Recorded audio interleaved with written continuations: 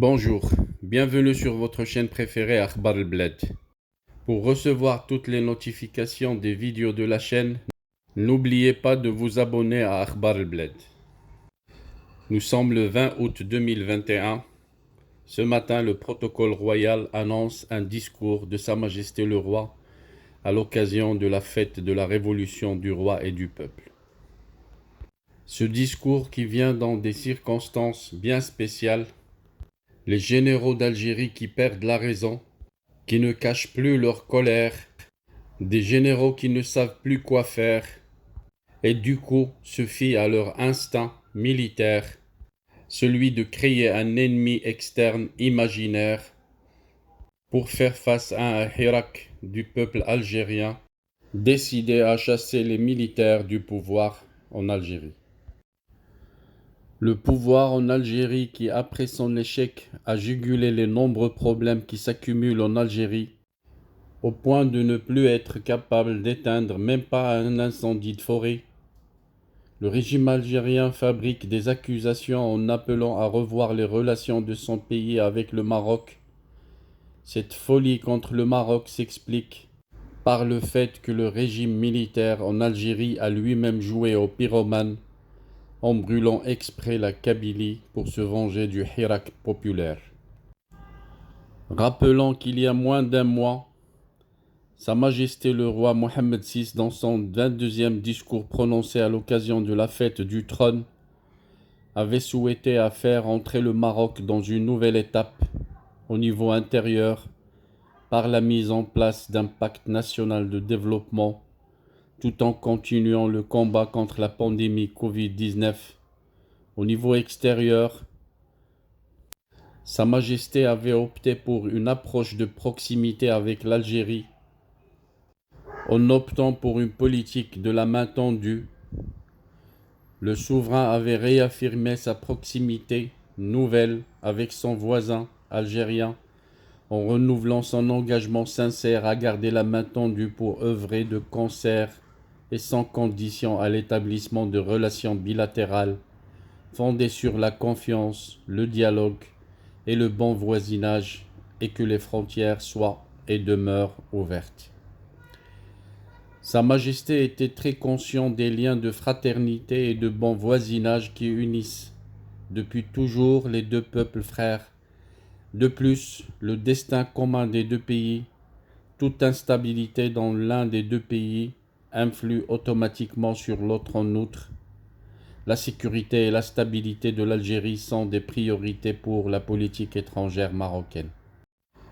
Et c'est pour cela d'ailleurs que le souverain avait rassuré dans son discours le voisin de l'Est de n'avoir rien à craindre de la malveillance de la part du Maroc, qui n'est nullement un danger ou une menace pour l'Algérie. Suite à ce discours, le monde entier attendait la réaction de l'Algérie, et voilà que ce monde a été surpris par le délire des généraux qui ne savent parler que le langage de la menace et de la guerre froide. Et c'est au moment même où le Maroc multiplie les gestes de bonne volonté et appelle à des relations normalisées entre les deux pays voisins et les deux peuples frères que l'Algérie, avec ses dirigeants foutus, choisit la fuite en avant en devenant la risée du monde entier. Un manque total de raison chez les généraux algériens qui, au lieu de laisser le Maroc tranquille et de s'occuper de leur Hirak, de leur Mac et autres tas de problèmes dans lesquels ils sont noyés, ils préfèrent alimenter les tensions et mettre encore du feu dans les relations entre les deux pays pour essayer de dévier les yeux du monde et du peuple algérien vers l'extérieur. Une folie du pouvoir algérien vis-à-vis du Maroc qui ne peut s'expliquer que par le complexe maladif du chef d'état-major de l'armée algérienne Saïd Chingriha, dont la haine du Maroc a pour origine la raclée qu'il avait reçue lors de la bataille d'Amgala, où il a été d'ailleurs fait prisonnier. La presse marocaine de dernière heure n'a pas manqué à se moquer des réactions et du délire des décideurs algériens. Dans un papier d'humeur intitulé « Ne riez pas avec Tebboune », As-Sabah imagine qu'une source bien informée, ayant assisté à la réunion du Haut Conseil de sécurité algérien, lui a décrit les minutes de ce conclave de fous, ainsi dépassés par les événements sous l'effet de médicaments et autres nombreux vers contre-indiqués pour les avaler. Le président portrait de l'Algérie demande à ses généraux ce qui se passe. Un premier général prend la parole pour l'informer que c'est le Maroc qui est responsable du trou de l'ozone et du changement climatique ayant conduit aux incendies en Kabylie.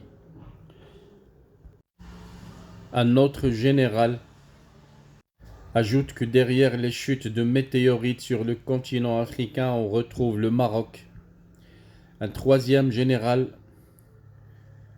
bradé de médailles, même s'il n'a jamais tiré une seule balle, jure par tous ses dieux que c'est le Maroc qui est derrière le retour des talibans à Kaboul.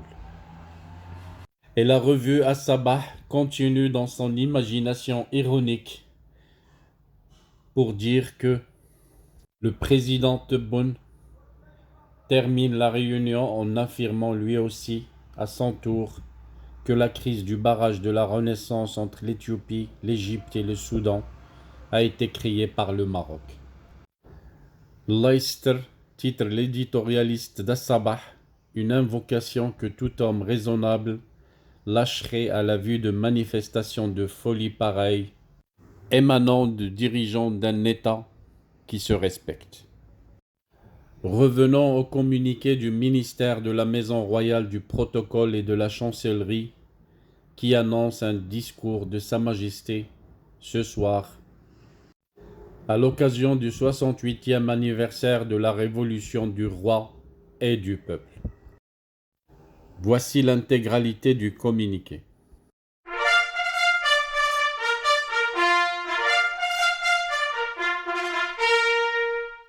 Le ministère de la Maison royale du Protocole et de la Chancellerie annonce qu'à l'occasion du 68e anniversaire de la Révolution du roi et du peuple, Sa Majesté le roi Mohammed VI, que Dieu l'assiste, adressera un discours à son peuple fidèle. Le discours royal sera diffusé sur les ondes de la radio et la télévision vendredi 11 Muharram 1443 de l'Hégire, correspondant au 20 août 2021 à partir de 21 h.